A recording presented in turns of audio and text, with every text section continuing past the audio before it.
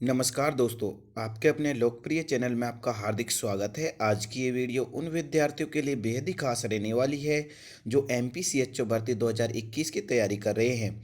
क्योंकि दोस्तों इस वीडियो में हम आपको बताएंगे कि किस सब्जेक्ट से कितने प्रश्न आएंगे और आपको सीएचओ चाहे किसी भी सीएचओ का पेपर हो और उसमें आपको कौन सी बुक पढ़नी चाहिए। और हम बताएंगे जो ही आपको बुक पढ़नी है जिससे आपका 100% सिलेक्शन होगा और पेपर भी क्रैक होने की पूरी पूरी संभावना रहेगी। यदि दोस्तों आप हमारे चैनल पर पहली बार विजिट कर रहे हैं तो चैनल को जरूर सब्सक्राइब कर लीजिए, साथ ही साथ बेल आइकन को भी दबा दीजिए ताकि आपको हर प्रकार का नोटिफिकेशन हमारे चैनल के माध्यम से मिलता रहे। क्योंकि दोस्तों आपको हम इस वीडियो में बताएंगे कि सबसे जो सीएचओ के अकॉर्डिंग जो बेस्ट बुक है उसके अकॉर्डिंग बताएंगे कि आपको 100% उसी बुक को पढ़ना है, साथ ही साथ उस बुक को पढ़ने से आपका सिलेक्शन 100% होगा। क्योंकि दोस्तों पिछली वीडियो में हमारे पास कमेंट आ रही थी, सर कौन सी बुक पढ़े हम जिससे हमारा सिलेक्शन हो जाए। तो इस चर्चा के लिए हमने आपको ये वीडियो बनाई है। तो आइए दोस्तों अब मैं आपको ले चलता हूँ कि आपको बेस्ट बुक कौन सी पढ़नी है। तो देखिए दोस्तों, मैंने आपको जो इमेज लगाई हुई है कि प्रीति अग्रवाल की 2019 वाली बुक आपको लेनी है। पहले जो चलती थी दोस्तों 2018 वाली थी, लेकिन अब आपको न्यू जो क्या कहते हैं एडिशन आ चुका है 2019 वाला, वो आपको कंडक्ट करनी है, यानी आपको परचेज करनी है। उसके बाद मैं आपको बताऊंगा कि कौन कौन से आपको टॉपिक पढ़ने हैं। तो देखिए दोस्तों, आइए बेस्ट बुक का नाम मैंने आपको बता ही दिया है, प्रीति अग्रवाल। इसके साथ साथ ही आपको प्रीवियस जो पेपर है एमपी सीएचओ के या किसी भी सीएचओ के वो आपको पढ़ने ही होंगे।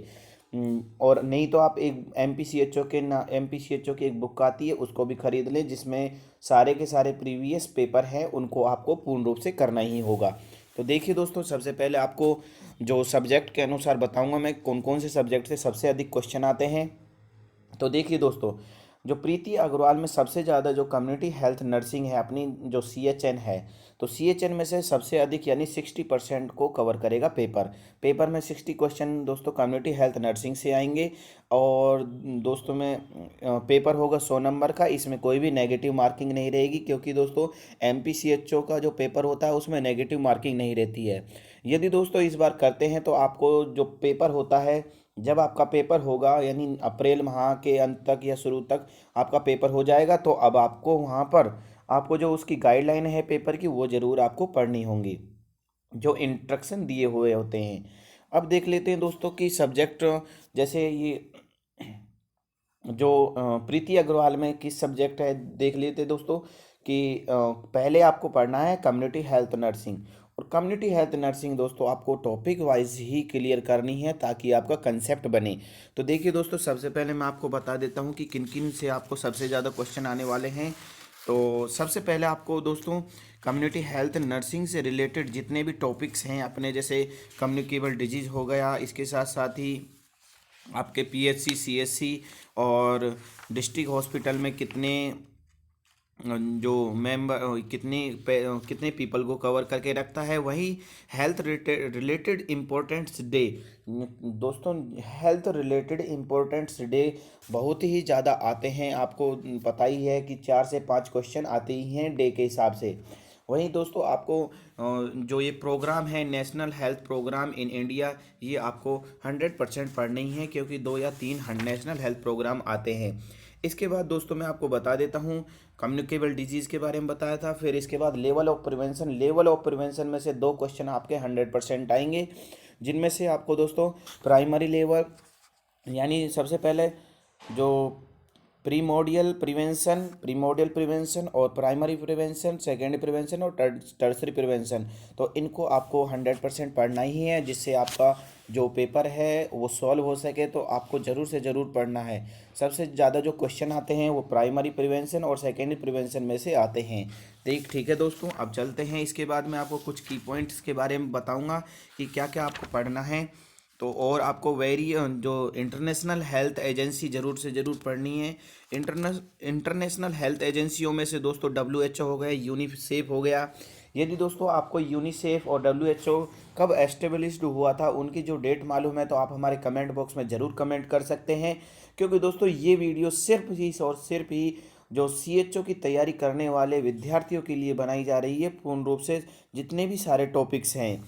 इसके बाद जी जब भी मैं कोई नेक्स्ट वीडियो बनाऊंगा तो आपको टॉपिक्स वाइज क्लियर करता रहूँगा। इसके बाद दोस्तों जो नेशनल हेल्थ पॉलिसी है, पॉलिसी आपको सारी की सारी याद करनी है। 4 से 5 पॉलिसी हैं लगभग, जैसे नेशनल न्यूट्रिशन पॉलिसी हो गया, नेशनल पॉलिसी फॉर चिल्ड्रन, और national health policy, national population policy, और national AIDS prevention and control policy, revise national drug policy. इनके बारे में आपको दोस्तों ज़रूर से ज़रूर पढ़ना है, क्योंकि दोस्तों इनमें से एक या दो क्वेश्चन आते ही हैं।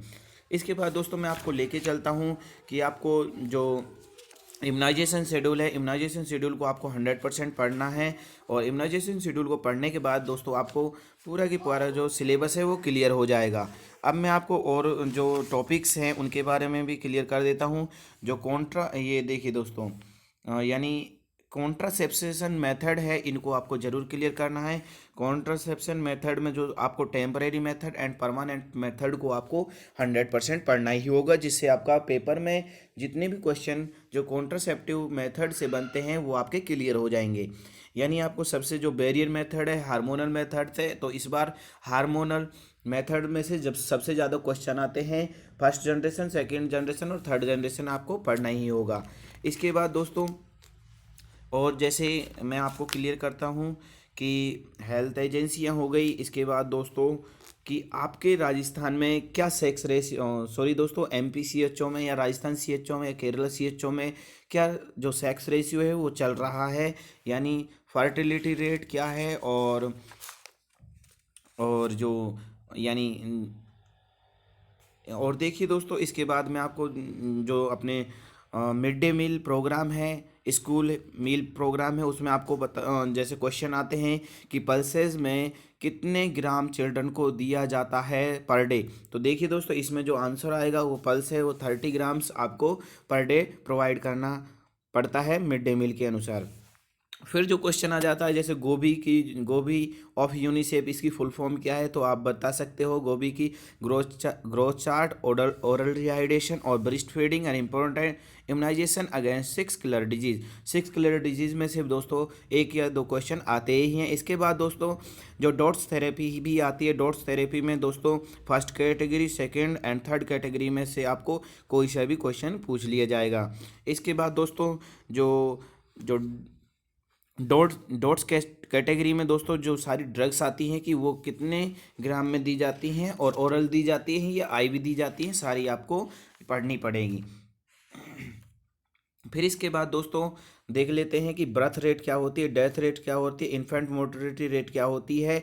इनमें से मैटरनल मोर्टिलिटी क्या रेशियो रहता है, राजस्थान होता है, चाहे MP CHO हो, चाहे कैसा भी CHO हो, तो आपको ये क्वेश्चन पढ़ने ही होंगे, जिससे आपका 100% सिलेक्शन हो जाए। अब दोस्तों मैंने आपको बताया कि कम्युनिकेबल डिजीज़ में से communicable and non communicable disease तो आपको पढ़ने ही हैं। इसके बाद दोस्तों आपको जो सब्जेक्ट पढ़ना है, और दोस्तों कम्युनिटी हेल्थ नर्सिंग में आपको हेल्थ तो आपको पढ़ना ही है, हेल्थ, और वहीं वेस्ट मैनेज यानी दोस्तों कौन सा BMW यानी बायोमेडिकल वेस्ट मैनेजमेंट आपको पढ़ना ही होगा। इसमें से भी आपको एक या दो क्वेश्चन आएंगे ही। वहीं इसके बाद दोस्तों मैं आपको और क्लियर कर देता हूँ कि जो ये नहीं है, जैसे मान लेते हैं हम अब पीडियाट्रिक नर्सिंग के बारे में, पीडियाट्रिक नर्सिंग के बारे में आपको 10 क्वेश्चन आएंगे, तो 10 क्वेश्चन ही बहुत ही चांस कम रहते हैं कि 10 क्वेश्चन आए, नहीं तो दोस्तों कम्युनिटी हेल्थ नर्सिंग से रिलेटेड ही पीडियाट्रिक को भी बना देते हैं क्वेश्चंस। इसके बाद दोस्तों मैं आपको बता देता हूँ कि जो अपनी मिडवाइफरी है, मिडवाइफरी सब्जेक्ट है, उसमें से भी 10 क्वेश्चन आएंगे ही आएंगे। यानी आपको 90% जो कवर होगा वो आपके जो यानी नर्सिंग से रिलेटेड, यानी 5 क्वेश्चन आपके और न्यूट्रिशन से हो जाएंगे, और 5 क्वेश्चन आपके एनाटॉमी से हो जाएंगे। वहीं दोस्तों जो 10 क्वेश्चन और एक्स्ट्रा आएंगे वो आएंगे दोस्तों आपके जो जनरल नॉलेज से रिलेटेड, यानी आप चाहे MP CHO का दे रहे हैं, या चाहे राजस्थान CHO का दे रहे हैं, या केरला CHO का दे रहे हैं, या आप जो ये जम्मू कश्मीर CHO का और बिहार CHO का, चाहे किसी भी CHO का आप एग्ज़ाम दे रहे हैं, तो इनमें से आपको क्वेश्चन मिलेंगे ही मिलेंगे। साथ ही साथ आपने जो प्रोग्राम याद किए हैं उनको आपको 100%, जैसे मैं आपसे एक क्वेश्चन कर लेता हूँ कि वैक्सीनेशन एक्ट कब पास हुआ था, इसको 100% पढ़ना है। इसके बाद दोस्तों जैसे कि डीपीटी की डोज कितनी दी जाती है और कैसे दी जाती है और किस रूट से दी जाती है और कितनी एमजी दी जाती है, डीपीटी की फुल फॉर्म क्या होती है, सारा की सारा आपको पढ़ना पड़ेगा। तो दोस्तों अब यदि ये वीडियो पसंद आई हुई हो तो ज़्यादा से ज़्यादा शेयर करना है। मैंने आपको बेस्ट बुक और बेस्ट रेफरेंस के अनुसार इस बुक को चूज़ किया है। दोस्तों जय हिंद जय भारत।